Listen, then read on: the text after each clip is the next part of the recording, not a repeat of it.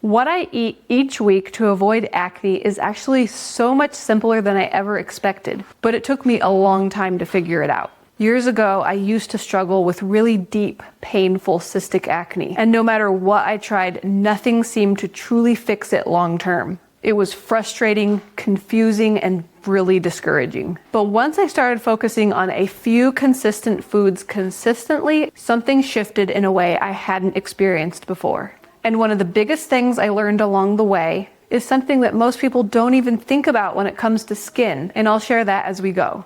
Before I share what I eat now, there's one perspective shift that completely changed how I approach my skin. I stopped thinking about my skin as something separate and started seeing it as a reflection of what was happening inside my body. And before we get to that, if you're looking for a step-by-step guide to start feeling better this week, make sure to check out my free Gut Reset Jumpstart guide, and it's linked in the description below this video. What I experienced was certain patterns. When my digestion fell off, my skin often reflected that.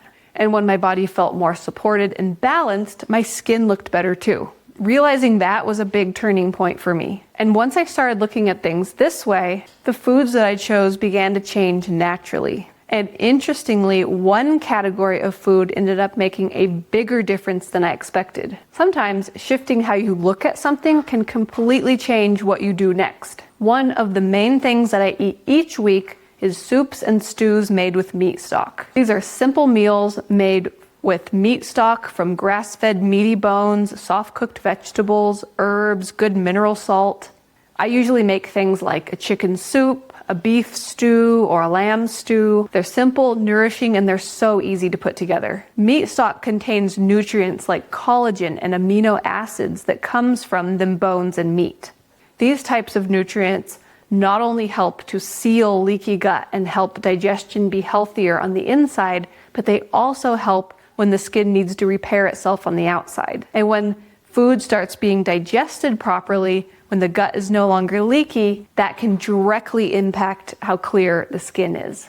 And for me personally, meals like this feel very grounding and nourishing, and over time my digestion and my skin became very well supported. And something I noticed when I started eating this way was that keeping meals simple like this made it so much easier to stay consistent with them. And there's one thing that I always pair with meals like this that made an even bigger difference, and I'll share that next. So if you don't know where to start, simple soups where you're making meat stock is one of the best places to begin. The next thing that I make sure to include every day is plenty of animal fat. This includes things like butter, tallow, and the natural fats that come with meat.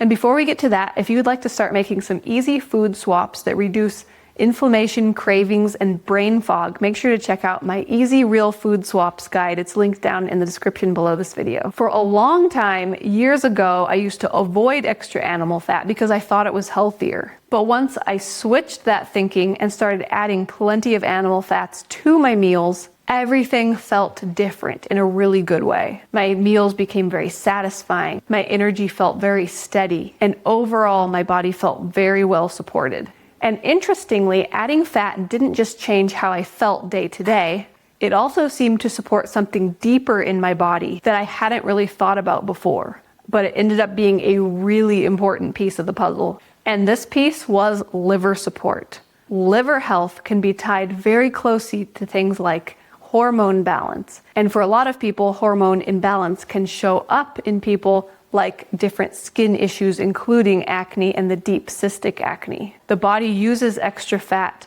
to support the liver and keep it working well, which in turn supports hormone balance and healthy, clear skin. But if you're not used to eating much fat, it's really important to start very small and build up slowly. Another thing that I include each week is probiotic foods. These are foods like sauerkraut, kefir, and kombucha. I like to make it a habit of including small amounts regularly. And for me, this really helps to support a healthy microbiome from the inside out. Because when you combine probiotic foods with those very nourishing meals with the nutrients that help to seal leaky gut and support the digestive system and the skin's structure, the body often starts responding in a way where you can tell everything is a lot more supported and the friendly flora balance is becoming a lot healthier. That can be a big piece of clear skin.